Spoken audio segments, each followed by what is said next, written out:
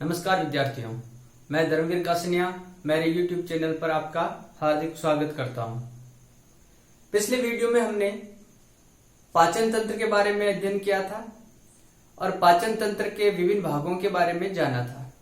आज हम पाचन तंत्र के अंतर्गत ही भोजन के पाचन के बारे में अध्ययन करेंगे। ये भोजन का जो एंजाइमों द्वारा पाचन होता है वो किस प्रकार से होता है और फिर पचित भोजन का अवशोषण कैसे होता है।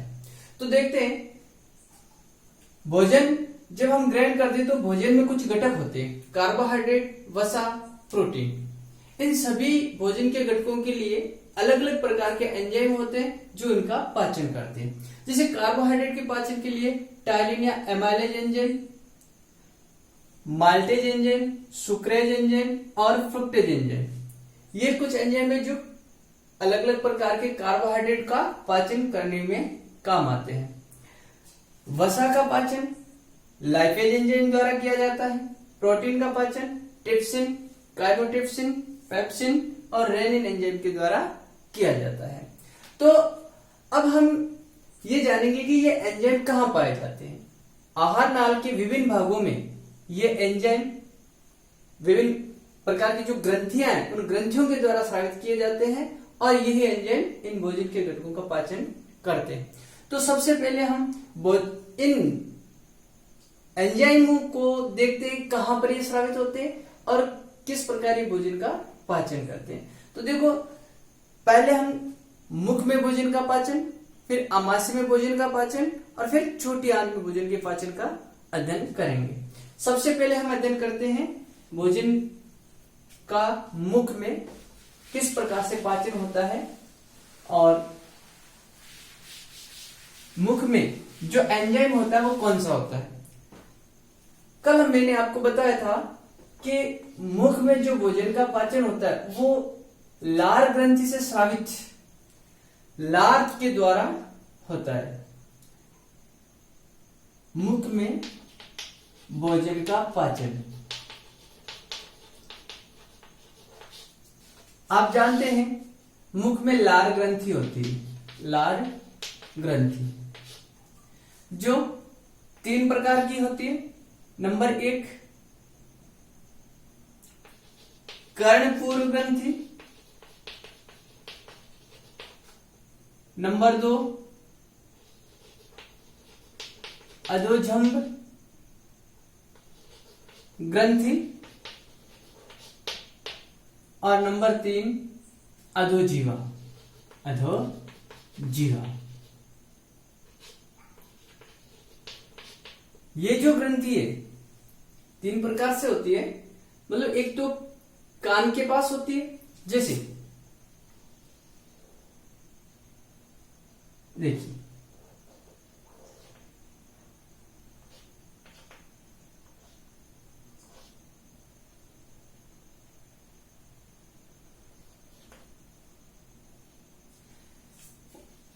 व्यक्ति में ये जो जबड़ा होता है, एक तो यहां होती है जो कहलाती है अधोजंभ ग्रंथि, एक कर्णपूर्व ग्रंथि जो लार ग्रंथि होती है वो कान के पास होती है और एक होती है अधोजीवा ग्रंथि जो मुख में जीभ के नीचे पाई जाती है। यह जीभ है तो इस जीभ के नीचे की ओर पाई जाती है। और तीनों ही इन ग्रंथियों का मतलब है तो लार ग्रंथि, इसके 3 भाग होते हैं, 3 जगह होती है और तीनों ही प्रकार की ये ग्रंथियां लार रस का स्राव करती है। और लार रस में कौन सा एंजाइम होता है? एमाइलेज एंजाइम, एमाइलेज या टायलिन एंजाइम, टायलिन एंजाइम। ये भोजन के किस घटक का पाचन करता है? कार्बोहाइड्रेट का पाचन शुरू करता है। टायलिन एंजाइम कार्बोहाइड्रेट को माल्टोज में बदल देता है और ये माल्टोज एक सरल शर्करा है। अब देखिए, अब जो मुख में जो लार होती है उसमें टायलिन एंजाइम होता है, उस लार को भोजन में मिलाने का कार्य जीभ करती है। दांतों के द्वारा भोजन को छोटे छोटे टुकड़ों में तोड़ा जाता है और भोजन बोलस रूप में आ जाता है। अब ये बोलस रूप में भोजन भोजन नली से होता हुआ कहाँ चला जाता है, आमाशय के अंदर चला जाता है। ठीक है, अब हम देखते हैं आमाशय में पाचन कैसे होता है। आमाशय में भोजन का पाचन बहुत इंपॉर्टेंट है। आमाशय में भोजन का पाचन, कई बार परीक्षा में ये पूछा जाता है कि आमाशय में भोजन के पाचन को समझाइए। तो आमाशय में भोजन का पाचन किस प्रकार से होता है, ये बहुत ही इंपॉर्टेंट है। देखिए, अब जो आमाशय है वो एक थैलेनुमा संरचना है और जिसमें भोजन बोलस रूप में पहुंचने के बाद 2 से 3 घंटे तक पड़ा रहता है। अब जब भोजन 2 से 3 घंटे तक रहता है तो इसमें कर्माकुंचन गतियां होती है, जिससे भोजन जो होता है मथा जाता है इसके अंदर और भोजन को पचाने के लिए इसके अंदर जठरस मिलाया जाता है, क्योंकि आमाशय में जठरस का स्रावन होता है और एक इसमें HCl का स्रावन होता है। HCl और जठरस, इस जठरस में ही HCl पाया जाता है। जठरस में क्या पाया जाता है, हाइड्रोक्लोरिक अम्ल। यह हाइड्रोक्लोरिक अम्ल उत्पन्न करने के लिए आमाशय में कुछ कोशिकाएं होती है जिनका नाम है ऑक्जेंटिक कोशिकाएं। ऑक्जेंटिक कोशिकाएं, इसकी पीएच बहुत कम होती है, बहुत अम्लीय प्रकृति का होता है और ये भोजन में आए हुए जीवाणु को मारता है और भोजन को अम्लीय माध्यम प्रदान करता है। इस अम्लता से आमाशय की दीवारों को क्षतिग्रस्त होने से बचाने के लिए आमाशय में श्लेष्मा ग्रीवा कोशिकाएं होती है। श्लेष्मा ग्रीवा कोशिकाएं जो आमाशय को क्षतिग्रस्त होने से बचाती है, क्योंकि श्लेष्मा ग्रीवा कोशिकाएं ये श्लेष्मा का स्राव करती है और ये श्लेष्मा आमाशय को अम्ल से क्षतिग्रस्त होने से बचा देती है। जठरस में पाचक एंजाइम पाया जाती है। मुख्य रूप से पाया जाने वाला पाचक एंजाइम कौन सा होता है इसमें, एक होता है पेप्सिन और एक होता है रेनिन। ये दोनों एंजाइम प्रोटीन का पाचन करते हैं। किसका पाचन करते हैं, प्रोटीन का पाचन। देखते हैं पेप्सिन और रेनिन किस प्रकार पाचन करते हैं।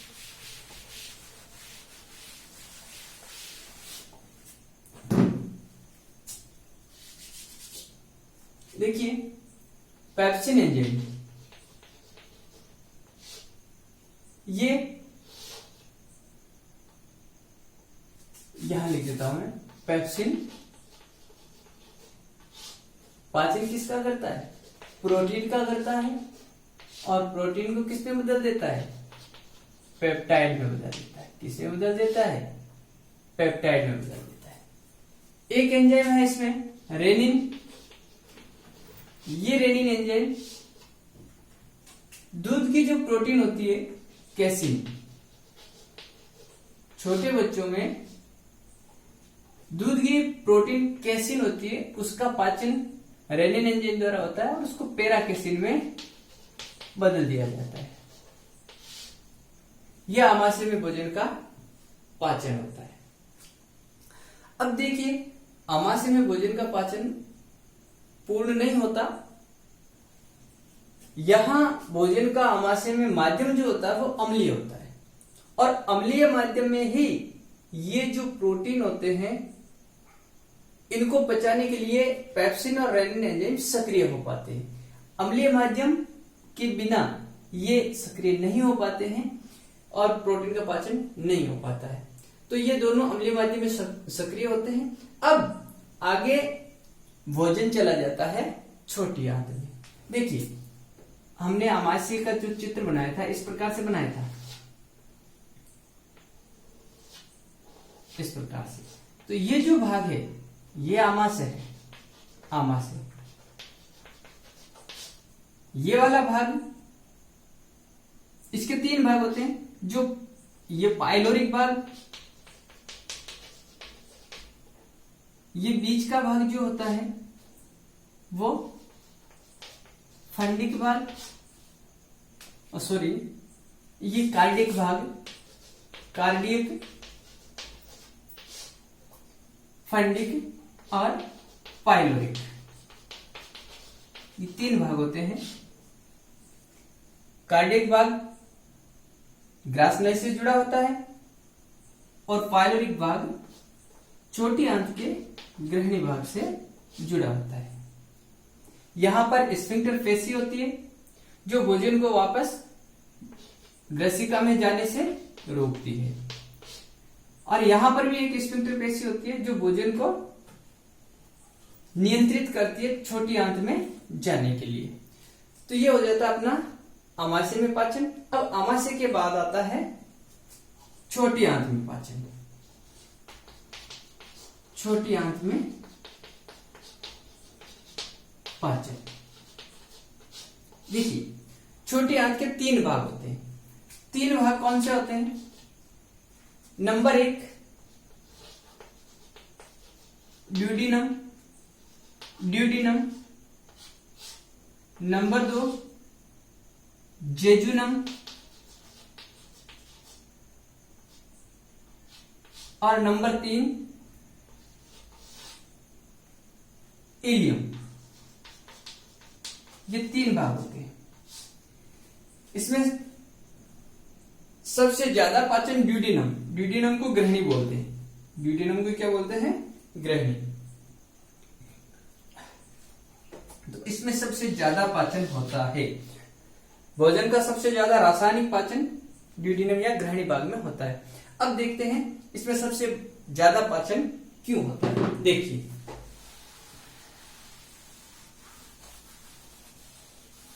मैंने आपको बताया था यहां पर एक यकृत होता है। यकृत में एक उत्तल संरचना होती है, सॉरी अवतल संरचना, मतलब नीचे की जो खांच होती है उसमें एक थैलीनुमा संरचना पित्ताशय होती है। यकृत में पित्तरस बनता है। पित्तरस जो एक पित्तवाहिनी द्वारा आकर के पित्ताशय में संग्रहित हो जाता है, पित्ताशय में। और ये पित्ताशय में संग्रहित जो पित्तरस होता है, ये पित्तरस क्षारीय प्रकृति का होता है। अब देखिए यहां पर एक ग्रंथि होती है अग्नाशय। ये शरीर की सबसे बड़ी ग्रंथि है। कौन? यकृत। और जो अग्नाशय है, अग्नाशय यहां एक जो मिश्रित ग्रंथि होती है, इसमें बहुत से एंजाइम होते हैं जो भोजन के विभिन्न घटकों का पाचन करते हैं और क्षारीय माध्यम में सक्रिय होते हैं। अग्नाशय में स्रावित सभी एंजाइम कौन से माध्यम में सक्रिय होते हैं? क्षारीय माध्यम में सक्रिय होते हैं। और ये क्षारीय माध्यम प्रदान कौन करता है? ये करता है पित्तरस। ठीक है, देखिए इस अग्नाशय में कौन कौन से एंजाइम होते हैं। इसमें लाइपेज एंजाइम होता है, ट्रिप्सिन एंजाइम होता है, काइमोट्रिप्सिन होता है, कार्बोक्सीपेप्टिडेज होता है। ठीक है, ये जो सारे एंजाइम है भोजन के अलग अलग घटकों का पाचन करते हैं। अभी देखेंगे अग्नाशय में किस प्रकार जो एंजाइम स्रावित होते हैं वो किस प्रकार से पाचन करते हैं। देखो एक बात और बतानी चाहिए, यकृत की जो संरचनात्मक एवं क्रियात्मक इकाई होती है वो यकृत पालिकाएं कहलाती है। और लगभग इसमें 1 लाख यकृत पालिकाएं उपस्थित होती है जो यकृत की संरचनात्मक एवं क्रियात्मक इकाई कहलाती है। चलो अब हम देखते हैं अग्नाशय में किस प्रकार से जो एंजाइम स्रावित होते हैं वो भोजन का पाचन करते हैं। देखिए अग्नाशय से जो भी एंजाइम स्रावित होते हैं वो भी ड्यूडिनम भाग में ही आते हैं, अर्थात ग्रहणी भाग में आते हैं। पित्तरस भी ग्रहणी भाग में आता है, जठर रस भी ग्रहणी भाग में आता है। तो सारे एंजाइम यही ग्रहणी में मिल जाते हैं। इस कारण ग्रहणी में रासायनिक पाचन सबसे ज्यादा होता है। तो सबसे पहले देखते हैं छोटी आंत में किस प्रकार से पाचन हो जाता है। तो छोटी आंत में जो वसा होती है उस वसा का पायशीकरण होता है पहले, वो किसके द्वारा होता है? पायशीकरण का मतलब होता है वसा को छोटी छोटी बूंदों में तोड़ देना, छोटी छोटी गोलिकाओं में तोड़ देना। वो पायशीकरण करने का काम करता है पित्तरस। पायशीकरण अर्थात वसा को छोटी छोटी बूंदों में तोड़ने का काम कौन करता है? वो करता है पित्तरस। ठीक है। अब इस पायसीकृत वसा का पाचन कौन करता है? पायसीकृत वसा का पाचन करता है लाइपेज एंजाइम, अग्नाशयी लाइपेज। ये लाइपेज एंजाइम पाचन करता है और इसको किसमें बदल देता है? वसा अम्ल में। किसमें बदल देता है? वसा अम्ल में। साथ में ग्लिसरॉल बनता है, ग्लिसरॉल। ठीक है, ये वसा का पाचन होता है। अब देखिए, जो मुंह में कार्बोहाइड्रेट जो माल्टोज में बदला था वो टाइलिन एंजाइम के द्वारा बदला था, और यहां पर अग्नाशय रस में भी एक टाइलिन या एमाइलेज एंजाइम पाया जाता है जिसे अग्नाशयी एमाइलेज कहते हैं। और ये एमाइलेज एंजाइम, एमाइलेज, ये एंजाइम माल्टेज, जो माल्टोज होता है, माल्टोज जो शर्करा होती है, कार्बोहाइड्रेट का सरल रूप, उसका पाचन करता है एमाइलेज एंजाइम और इसको ग्लूकोज में बदल देता है। किससे बदल देता है? ग्लूकोज में बदल देता है। ठीक है, ये अग्नाशय में। और फिर आगे ये जो एंजाइम होता है छोटी आंत के द्वारा भी स्रावित होता है। ठीक है, स्टार्च को माल्टोज में बदलने का काम भी एमाइलेज करता है, और जो माल्टेज एंजाइम होता है वो माल्टेज एंजाइम भी माल्टोज को किसमें बदलता है? ग्लूकोज में बदल देता है। अब देखो, एक होता है ट्रिप्सिन एंजाइम। ट्रिप्सिन एंजाइम, ये जो ट्रिप्सिन एंजाइम है ये किसका पाचन करता है? ये करता है प्रोटीन का पाचन। प्रोटीन जो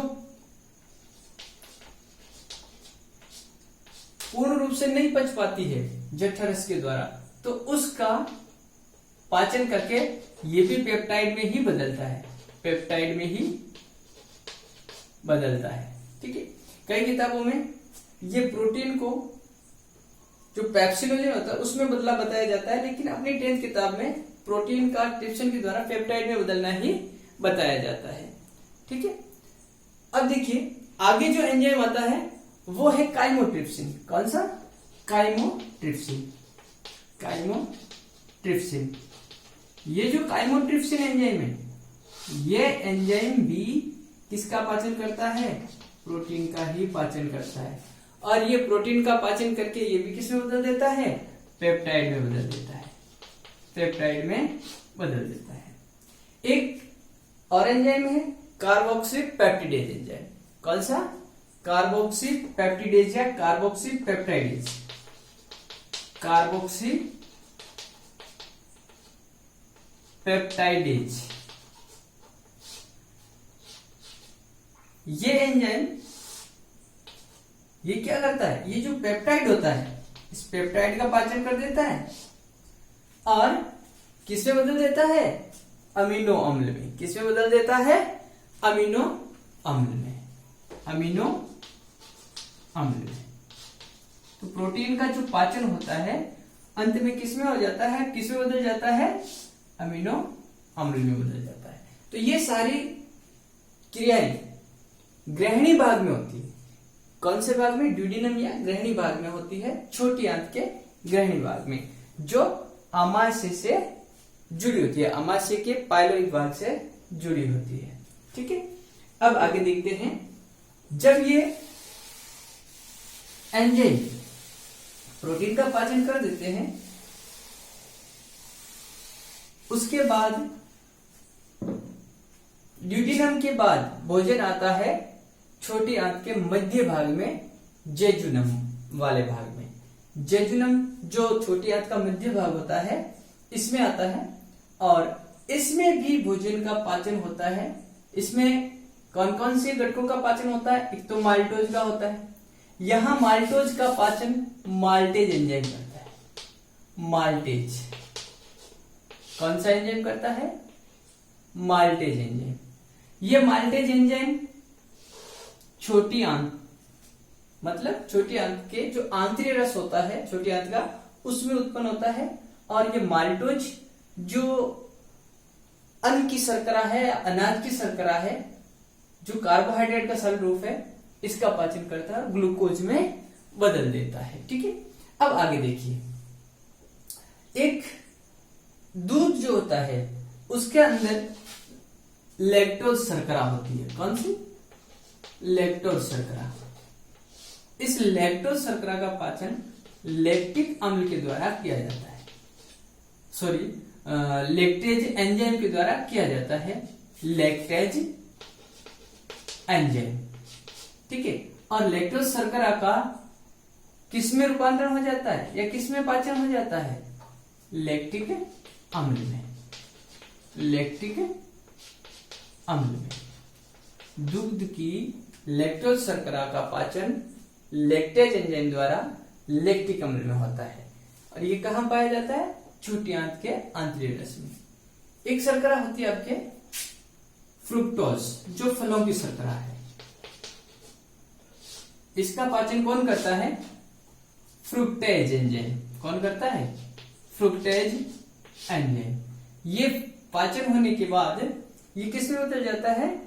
ये भी ग्लूकोज में बदल जाता है, ग्लूकोज में बदल जाता है। ठीक है, देखिए जो, अच्छा मैंने यहां लैक्टिक अम्ल लिख दिया, सॉरी, ये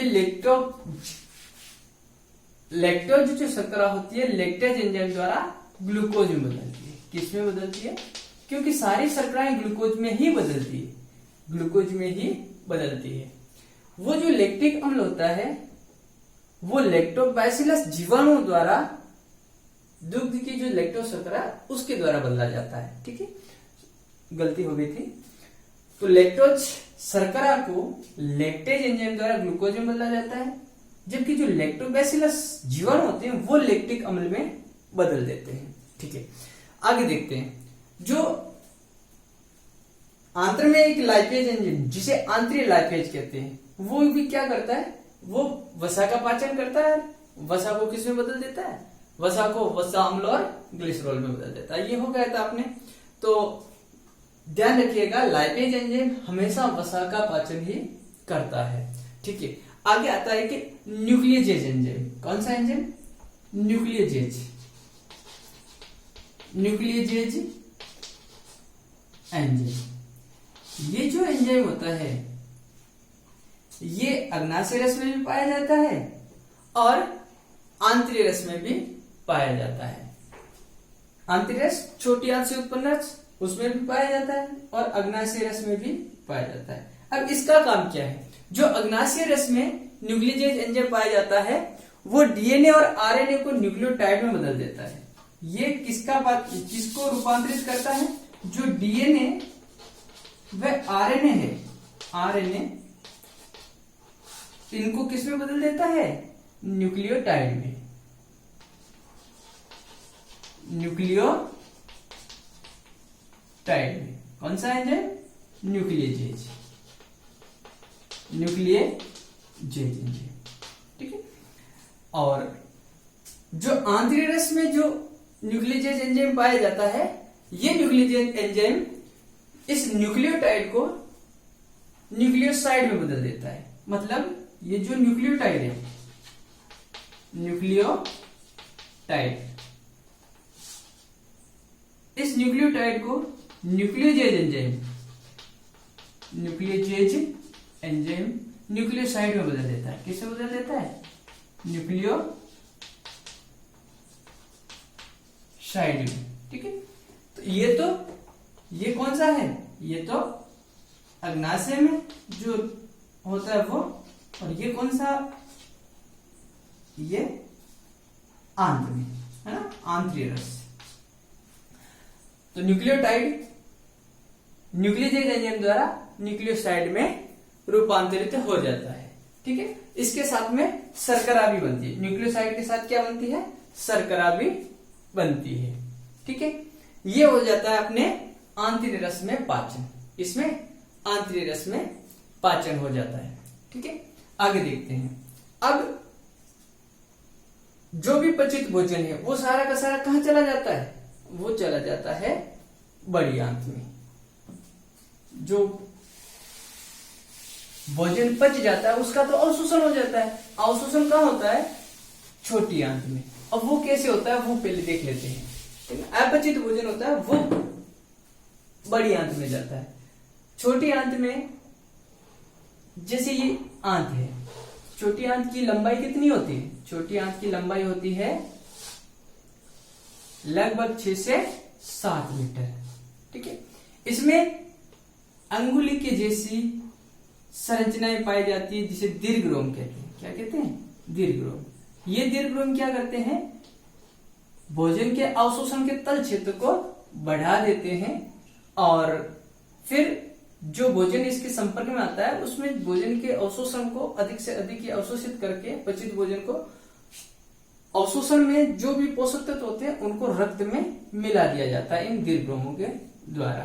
तो यहाँ पर ये दीर्घरोमों द्वारा भोजन का अवशोषण हो जाता है और इन अवशोषित भोजन को रक्त में मिला दिया जाता है। अब अर्धपचित भोजन या फिर जो अपचित भोजन होता है उसको कहाँ भेज दिया जाता है, उसको भेज दिया जाता है बड़ी आंत में। कहाँ भेज दिया जाता है, बड़ी आंत।